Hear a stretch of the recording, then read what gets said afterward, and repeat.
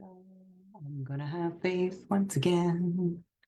Yep. Okay, we're good. This is wonderful. Welcome everyone to Tea Talk. As you know, my name is Danny Kate, and I actually had an entirely different show lined up for today. What winter vegetables would be helpful for you this time of year? But I decided to throw that right out the window. As I'm watching everybody get all excited about the holiday season, I'm thinking about the people who, have chronic illnesses like Lyme or cancer, or I mean, there's so many to name, right? And it's like that. The holidays are here, and the world is buzzing with all kinds of excitement. And again, there's those of us who are dealing with chronic illness, and quite often, they feel like they're on the outside looking in. I know I certainly did. And it's a very isolating feeling, isn't it? So watching others enjoying the whirlwind of shopping, decorating, cooking, hosting, wrapping, while we're struggling just to get through the day, it's kind of like being stuck in quicksand. We're longing for the days when all of those things were just effortless. For me, those memories are definitely bittersweet because the reality of chronic illness is that everything changes. The energy, the vitality, the ability to do it all, they're just not there anymore. And I've been in that place feeling like I'd never get better. And every day felt like, you're walking barefoot on broken glass in a storm of flying nails.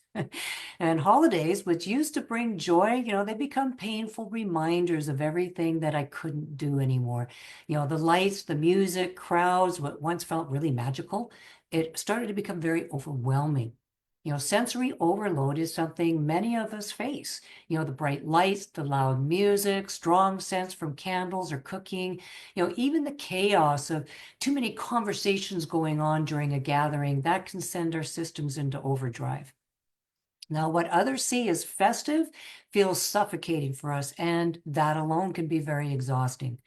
Now, if you add decision fatigue to the mix and, even simple choices like what to wear or eat, those things can feel very monumental.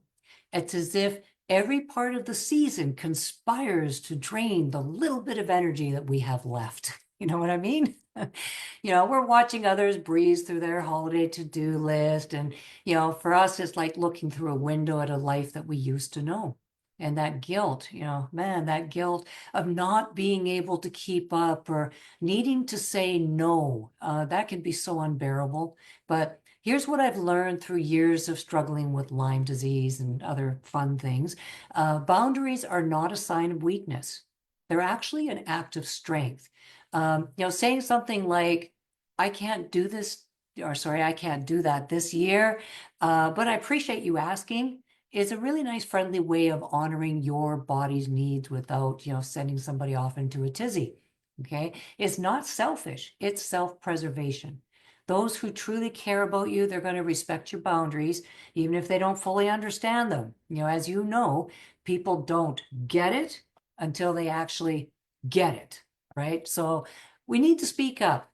It's also really important to ask for help. And I know that feels so awkward. It's like you're being a burden, but expressing your needs isn't weakness. It's sharing your reality. Think of it like having an allergy to certain foods. You wouldn't apologize for that, would you? Probably not. So communicating your limits is no different. Whether it's skipping an event or maybe leaving early, taking a quiet moment to yourself, these aren't acts of selfishness. They're actually acts of survival. For me, the hardest part of chronic illness wasn't just the physical pain, it was the emotional toll. And, those of you who are on this road or have been here, the constant sense of isolation, the feeling of being invisible, and that longing to just feel normal again. Emotional fatigue, it can drain us even more than physical exhaustion does. Fighting an invisible battle, it often feels like failing, especially when support is limited, if it's existent at all. But here's the main thing.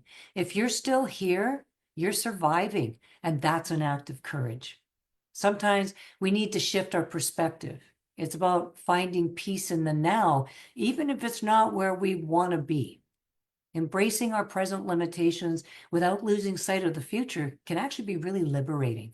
Holidays don't have to be perfect or grand to be meaningful.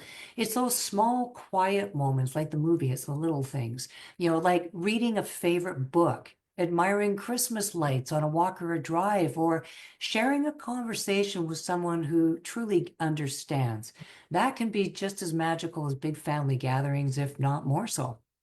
I've also found that reducing stress is essential for healing. When we let go of the pressure to do it all, we create space for our bodies to focus on repair and recovery. This is really important here. Stress isn't just a mental strain, it's a physical one too. So if we can prioritize rest and self-care, we'll actually be giving ourselves the gift of a deeper healing. That's a nice Christmas gift, don't you think? So it's good to connect with others who understand that and more, and that can also be very life-changing. So whether it's through a support group, online community, or maybe a mental health professional, having someone who gets it can ease the weight of that isolation.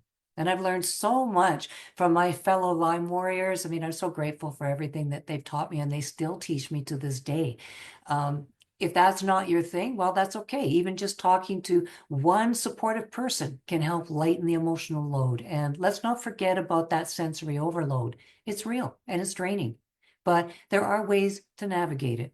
There's noise canceling headphones. You can get dimming lights. I myself, if you've ever seen me out in public, even on a cloudy day, I'm wearing sunglasses, or stepping outside for a breath of fresh air in the noisier moments, that can create the moments of calm amid all of that chaos. So protecting your sensory well-being is just as important as protecting your physical health. In fact, is part of it. So this holiday season, remember, you don't have to do it all. Set the boundaries, say no when it's necessary, and don't feel guilty about prioritizing your health. It's you that pays the price if you don't, not them. And I know our journey, it can feel like a horrific setback, but through different lenses, it's actually a transformation. Sometimes adapting to that, we can find new traditions that'll actually fit our current reality, and that can bring some unexpected joy. So as we wrap up, I want to leave you with this. Recovery is possible. I'm living proof. In just a few days, actually, I'll be turning 61. I manage 2 businesses. I walk miles every day. I do pretty much all of the yard and the housework. And, my recovery didn't happen overnight. It took, years, but step by step, I did reclaim my life. And the holidays don't have to be about just merely surviving them. They can be about finding ways to actually enjoy them, even if it looks different than it used to. So next week, what I want to do is share some tips and tricks on how to nourish your body with the right foods and supplements during the holidays. I'm going to share some immune boosting strategies tailored for those of us navigating Lyme disease, cancer recovery, or chronic illness in general. And these tips are going to help you feel more energized and balanced, even during this busiest time of the year. Because whether you're fighting fatigue, managing pain, or dealing with sensory overload, who knows, your brain and body deserve the gift of a holiday boost. So until then, do take care of yourself and set those boundaries. And remember, you're not alone. Thanks for being here. Pardon me, I knew that cough was coming. I will be here again tomorrow. I have my weekly wellness show, and I want to share some other really cool things for how to navigate the holidays. So join me there. And actually, just in tomorrow, yes, tomorrow we have the webinar, and I'm sorry I forget the name of it because I have so much going through my head right now. But it's going to be awesome. There's going to be some games and fun things and contests and all sorts of holiday. It's going to be like a little party, so come and join us. All right, I'll put the link for that up above. If you like the show and you want to catch next week's or some of my prior shows, I have a YouTube channel as Danny Cade Wellness, and again, I'll put that link above for you too. And do join my wellness group. It's Danny's Wellness Tribe. It's a little group we have on Facebook. 2025 is lining up to be a year of let's get down to getting better. It's going to be awesome. I look forward to it. Okay, what have I missed? Oh yeah, please sign up for my wellness center. And I'm asking nicely because I want you to get the benefit of everything that I'm offering for free in there. Over the years, things that you guys have taught me, I've learned, it's all piled together in there. You're going to find recipes, videos, interviews with experts that, know a lot. See, I don't have to be smart. I just have to know smart people. And that's what I've done. I put the smart people all on one page for you. So do join up. It's DannyCadeWellness.com. It's very easy. All right. Thanks, everyone. Again, I appreciate it. And I look forward to seeing you tomorrow. All righty. Bye for now.